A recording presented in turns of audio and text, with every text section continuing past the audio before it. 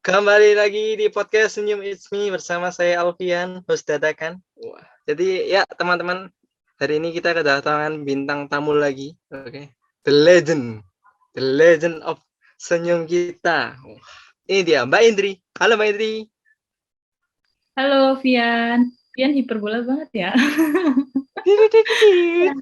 Enggak, ya emang kebutuhan seperti itu sih sebenarnya. Oh, Oke, siap. Mbak Indri apa kabar Mbak Indri? Alhamdulillah baik. Vian apa kabar? Oh baik. Oh, jarang-jarang loh ada yang nanyain kabar balik. Sehat semuanya?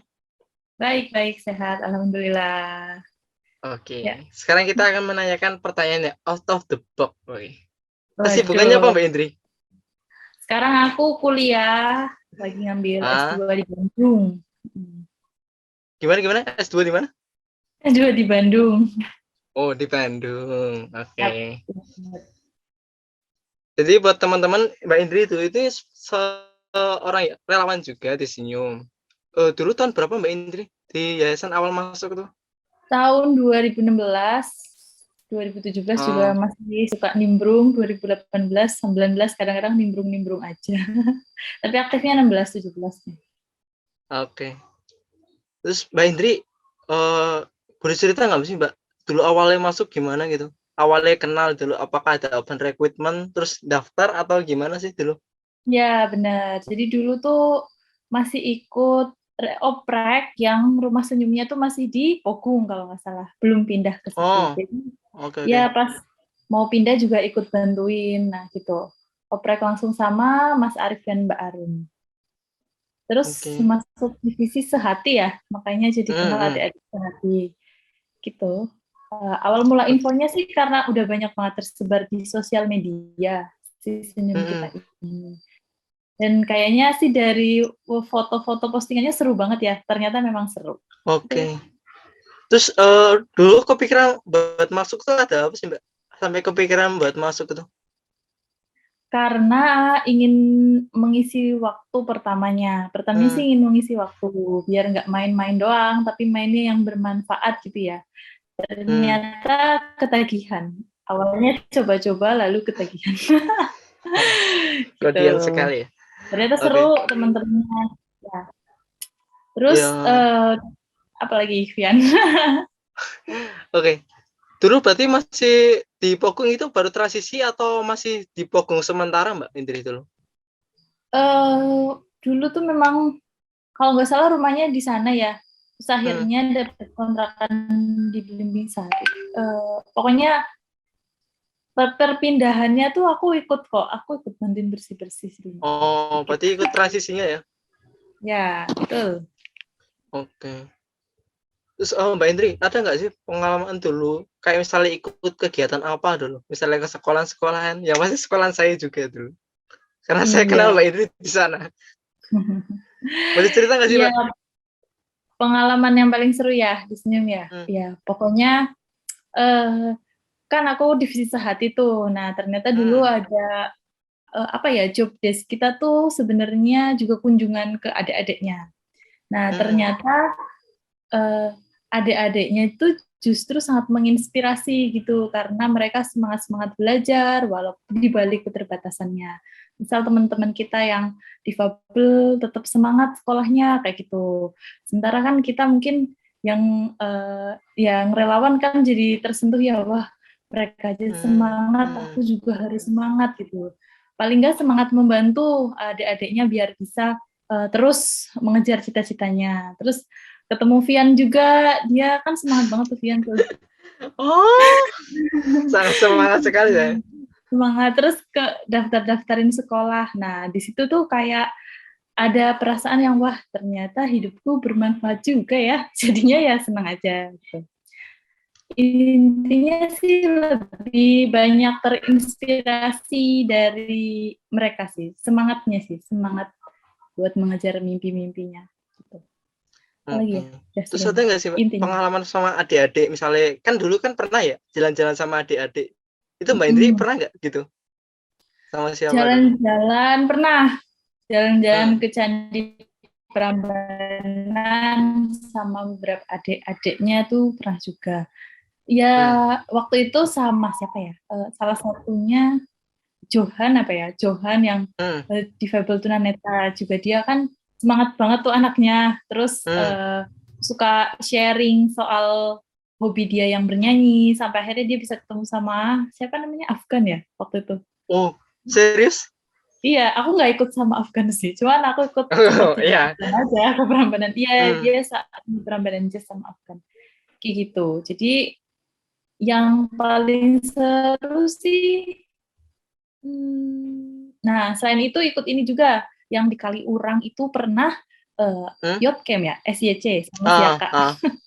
Nah itu gitu. juga, nah ngelihat teman-teman yang punya kreativitas, makan, dan itu juga bagus juga gitu. Bikin kita tuh lebih apa ya, lebih dari tadi ngomong semangat terus, tapi memang jadi semangat sih. Iya, memang kadang ada motivasi gitu loh. Kalau orang termotivasi, kita jadi ikut termotivasi. Kadang juga gitu sih. Iya, ya terinspirasi, termotivasi gitu. Terus ada nggak sih adik-adik yang kayak, oh masih memorable banget sampai sekarang gitu? Ada nggak sih? Banyak banget. Oh iya. Coba ceritain. Ini Vian juga adekku nih, memorable. Apa yang diingat dari saya? Terus ada Vian, ada banyak banget lah. Ada Mas Wahyu. Terus siapa lagi? Yang sudah meninggal kemarin, almarhum Dek Rizal, itu juga banyak momen sama dia aku, karena waktu aku nemenin sampai beberapa kali fisioterapi, ternyata dia suka sharing kalau suka menuliskan, dan aku sering disuruh baca tulisannya yang bagus-bagus. Jadi aku melihat bakat-bakat teman-teman itu membuat aku, wah ini keren-keren banget, luar biasa. Terus siapa lagi ya? Ada banyak. Jadi ada juga yang di Gunung Kidul juga banyak juga kan adik-adiknya yang kalau ya pokoknya lebih dari satu lah, hampir semua yang sering aku temui itu memberikan banyak kesan. Terus Vian juga, Vian kesannya apa ya? Tidak ada dong kesannya. Kenapa saya ada kesan? Vian suka ini main. Ya, jadi sebenarnya aku ngobrol sama Mbak Indri itu sebenarnya mah 2019 malahan. Mulai kita ngobrol. Ya kan dari DM itu ya. DM terus. Ya. Oh, Vi, ternyata kosku deket sekolahmu loh gitu. Oh, iya kan, Mbak? Aku baru tahu malahan dari itu. Ya, terus Vian suka nganterin aku ke stasiun kalau aku minta tolong. Enggak sering ya, sama sekali ya, teman-teman ya, enggak sering, cuma sekali. Berapa kali loh? Sekali. Helmku masih dekat enggak? Udah sampai jamur ya itu ya. Gila sih. Oke. Terus Mbak Indri kan dulu sekarang kan S2 ya Mbak Indri ya? Ya. Jurusan apa Mbak Indri? Aku jurusan kebidanan. Oh, kebidanan. Dulu D4 aku di Jogja, sekarang Bandung. Oh, D4. Dulu D4. Kalau S1-nya di mana, Mbak? Nah, D4 itu dia setara S1. Oh, jadi aku setara S1. SMA masuk D4. Iya. Dan S1 itu. D4. Oke. Mbak Indri kayaknya sinyalin Mbak Indri deh kayaknya. Langsung habis itu dapat beasiswa ke Bandung. Terus habis itu dapat jodoh juga di Bandung. Akhirnya ya udah kuliah sambil nikah. Waduh. Oh, Mbak Indri bisa ceritain nggak Mbak kuliah Indri? Tapi menikah. Waduh. Gitu. KTM. Nyampe mana? Tadi sempat keputus sih. Tapi aku dapat guideline-nya sih. Mbak Indri bisa ceritain nggak awal dapat beasiswa itu gimana sih Mbak Indri? Saya ya pasti kepengen lah ya dapat beasiswa.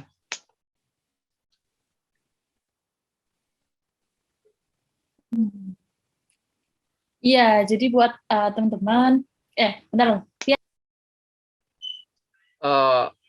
Aman, aman, aman. Tadi cuma beberapa kali sih putus-putus, tapi sekarang nggak aman. Oke. Ya, jadi ya buat teman-teman yang mau mau tetap selanjut sekolah itu jangan pantang menyerah karena di depan mata kita tuh beasiswa tuh banyak banget gitu. Mau beasiswa S1, beasiswa S2, insya Allah kesempatan itu ada. Kalau awal mulanya ya memang saya nyari beasiswa dulu. Habis itu ada pendaftaran, terus daftar aja, lengkapi semua persyaratannya.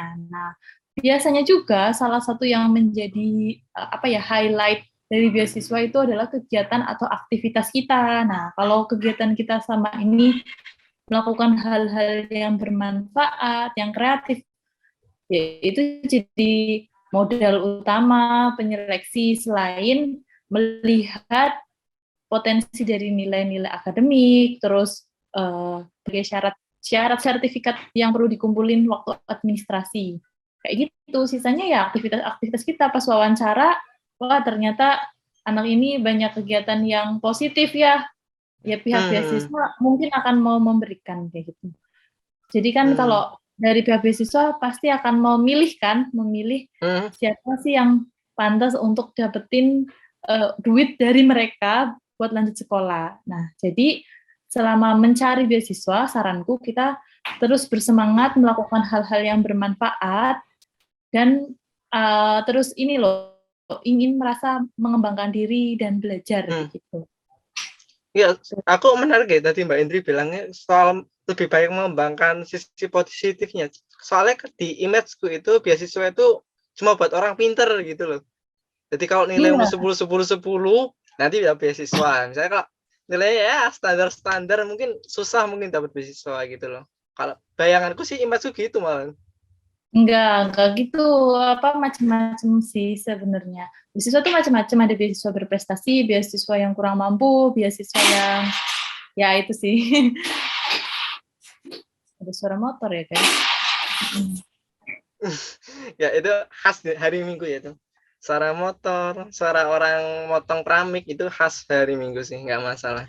Aduh. Oke, ada lagi? Jadi tadi tipsnya tadi ya Mbak ya, terus ngembangin hal-hal positif ya Mbak Indra ya. Iya, jadi kita harus punya jiwa kalau kita adalah seorang pembelajar. Nah, belajar itu tuh kan nggak mesti akademik. Kayak contohnya misalnya dengan kita nih, aku belajar banyak misal dari Vian, dari kerja kerasnya Vian buat saya kalau dipuji jadi bingung jawabnya gimana. Kerja kerasnya Vian buat pengen adik-adiknya tetap sekolah, Vian yang katanya mau bekerja dulu kayak gitu. Terus semangatnya misalnya Mas Wahyu Setiawan yang dari Solo, dia sangat berprestasi di balik keterbatasan fisiknya itu. Sebenarnya bukan keterbatasan sih, keistimewaan fisiknya Mas.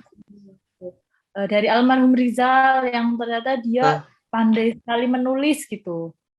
Nah, jadi belajar itu bisa dari banyak hal, nggak harus dari akademik. Nah, itu juga kalau kita bisa menyerap insight-insight dari mereka, lalu kita tuliskan di esai, biasanya kan beasiswa ada, buatlah esai, kontribusimu untuk Indonesia. Nah, itu kita ambil dari hal-hal sekitar kita yang sering kita temui. Itu udah jadi model, Bang. Oke.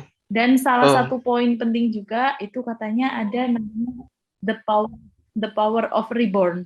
Gimana sih kita bisa bangkit dari titik terendah kita? Gitu. Kalau kita tahu caranya kita bangkit, itu juga jadi modal. Oke. Terus Mbak Indri, apa sih Mbak outputnya habis keluar dari senyum itu outputnya apa Mbak yang Mbak Indri dapat? Oh, yang banyak banget ya. Baik selain pelajarannya tuh sangat berharga gitu. Jadi pelajaran kalau kata ayahku ini adalah pelajaran dari kurikulum yang tidak tertulis, belajar dari adik-adiknya itu menambah memupuk rasa empati kita loh. Nah, sementara empati itu penting, harus selalu dibangun gitu. Yang pertama jiwa sosial, kerjasama, teamwork sama teman-teman saat mengatasi pendistribusian bantuan itu kan kita harus bekerja sama tim volunteer. Nah, dan di situ kita kerjanya bukan karena ingin mencari uang kan, karena memang kita panggilan kedua gitu. Jadi ya kerjasama, kerjasama, pelajaran inspirasi, sama apa lagi tadi aku udah ngomong. Apa? Inspirasi terus? Inspirasi, kerjasama, kerja keras, kerja ikhlas, empati yang paling penting. Oke, kita agak cair sedikit ya pembicaraannya ya. Kita boleh banget. Oke. Jadi teman-teman, kalau kalian nonton ini mungkin udah bulan puasa ya teman-teman. Kami mengucapkan selamat puasa buat teman-teman yang menjalankan puasa ya. Yang nggak puasa juga selamat menikmati takjil di sore hari teman-teman. Ini mungkin upload waktu sahur mungkin. Kalau nontonnya sore tahu sih waktunya. Nggak tahu sih kapan uploadnya. Tapi yang jelas ini upload waktu udah puasa sih sebenarnya. Terus Mbak Indri, ini kan Ramadan pertama sebagai istri. Wah. Asik. Terus? Gimana Mbak Indri? Kesannya gimana Mbak Indri? Apakah persiapannya berbeda dari sebelumnya atau gimana Mbak Indri? Boleh cerita nggak sih? Ini obrolannya lama-lama ini ya, jadi kelas pranikah. Enggak sih. Ya cuma pengen tahu aja, kepo aja sih kita sih. Ya kalau aku ya, kalau selama kita bertemu dengan seseorang yang seperti teman, ya udah kita kayak ada temennya aja, yang kalau dulu di kos-kosan sendiri, kalau enggak ya sama teman-teman kos. Nah sekarang udah ada teman hidup, jadi makin semangat untuk beribadah gitu. Oke gitu. Dulu Mbak Indri di Jogja berapa tahun Mbak Indri? Wah, aku lama banget ya, aku kuliah dari 2011 sampai tahun aku ketemu kamu 2019-an. Nah, sebelum pandemi aku pindah ke rumah karena lockdown sambil nungguin kuliah, terus aku nikah baru ke Bandung. Oke. Berarti kan ya dulu sering ya puasa di Jogja gitu ya Mbak ya? Iya, dulu juga waktu masih jadi volunteer sering sama teman-teman Senyum juga nyari takjil. Oh ya, itu bisa cerita nggak Pak? Dulu di Jogja nyari takjilnya gimana? Terus bedanya di Jogja sama di Bandung mungkin, atau di tempatnya Mbak Indri gitu?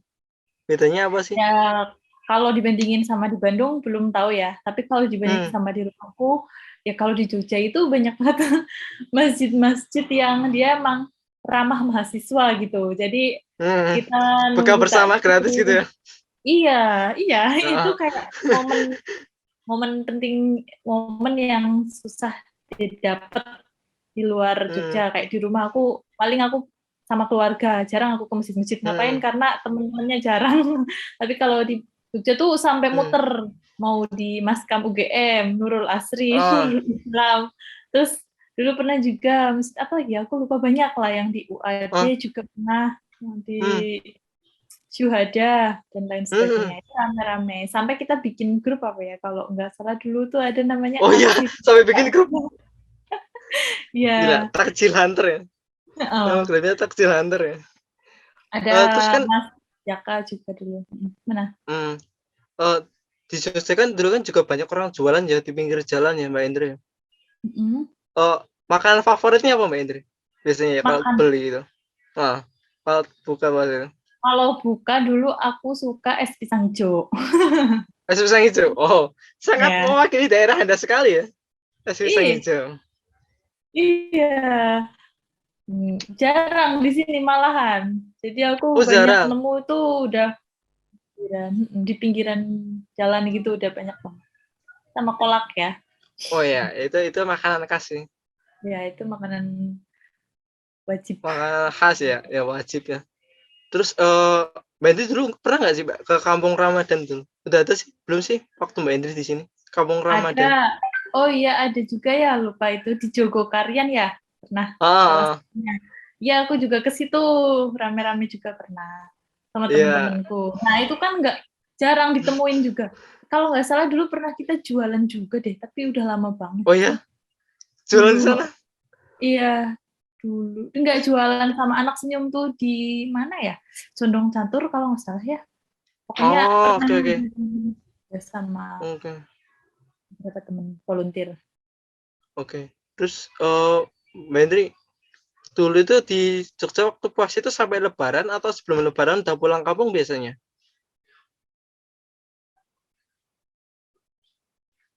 Aku Lebaran selalu pulang kampung. Oh, oke. Terus kalau waktu puasa biasanya yang dikangenin apa sih, Mbak, di bulan-bulan selain waktu bulan puasa gitu?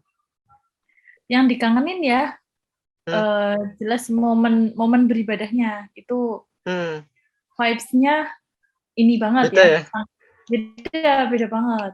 Kalau aku dulu di Jogja sering ikut ini juga, karena banyak kajian juga ya.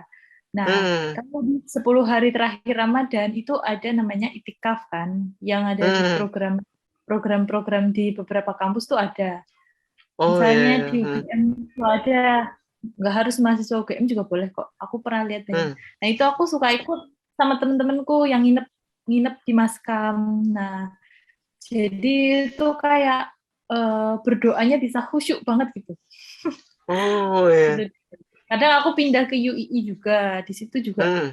Karena itu rame banget yang itikaf. Jadi apa itu terawih sampai Hmm. sahur sampai duha baru pada pulang. Oh, jadi ya, panjang banget ya acaranya ya, Iya, dari 10. tarawih. Tapi itu apa namanya dia ibadahnya sendiri-sendiri pada ngaji. Hmm. Jadi nggak yang dipimpin salah satu orang pada ngaji langsung tidur juga di situ. Nanti bangun lagi tahajudan, Hmm. terus sholat ngaji lagi. Pokoknya bermalam di masjid lah.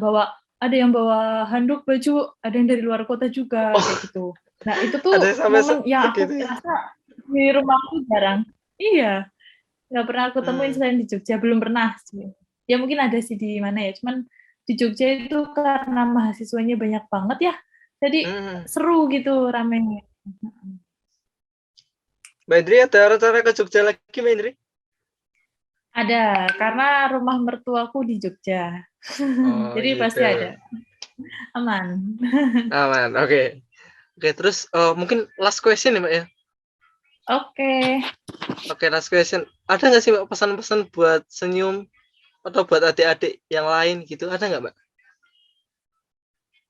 ada banyak ya, udah banyak, dikit aja. Ya Oke. intinya Hmm? tetap semangat. Terus kalau kita punya mimpi, kejar aja. Mungkin saat ini Hmm. terasa sulit gitu, melihat keadaannya tuh susah. Tapi justru bersama kesulitan itu, tahu-tahu tuh akan ada kemudahan, asal ikhtiar kita, niatnya lurus, dan semangatnya tuh selalu ada. Hmm. Biasanya kayak gitu. Jadi jangan pantang menyerah, terus serahin aja semuanya ke Allah, karena kan nggak ada daya dan upaya selain datangnya memang dari Allah. Kayak gitu. Jadi ya Oke. udah semangat aja. Oke. Itu buat adik-adiknya ya. Kalau buat yayasan? Kalau buat yayasannya, oke. Kalau buat yayasannya khususnya volunteer, eh, nah tetap berjuang ya, tetap berjuang karena katanya kita tidak hidup itu tidak hanya tentang diri kita sendiri. Jadi Hmm. ada teman-teman yang ingin diajak dirangkul bersama, ingin diajak tertawa bersama, tersenyum bersama. Nah, untuk teman-teman volunteer juga harus tetap semangat. Hmm. Apa yang terjadi itu adalah apa yang kita lakukan tuh insya Allah akan berbuah manis. Tapi memang ya jiwa akan banyak sekali lah pelajaran berharga yang ada di yayasan ini. Dan di yayasan ini semoga selalu dapat menjadi ladang pahala bagi para volunteer, bagi para sponsor dan semuanya, dan juga bisa prestasinya adik-adik Senyum kita. Oke. Doanya baik. That's it dari Mbak Indri. Thank you, Mbak Indri. Sudah meluangkan waktu hari ini. Waktu yang sangat berharga, Oke, Mbak Indri. Diluangkan waktu buat sharing-sharing sama kita. Thank you banget, Mbak Indri. Buat teman-teman, sama-sama. sekali lagi selamat menunaikan ibadah puasa ya teman-teman semuanya. Semoga lancar sampai terakhir nanti hari puasa. Dan terakhir, aku Alfian dan Mbak Indri pamit. Sampai jumpa lagi teman-teman. Dadah. Dadah, Assalamualaikum. Waalaikumsalam.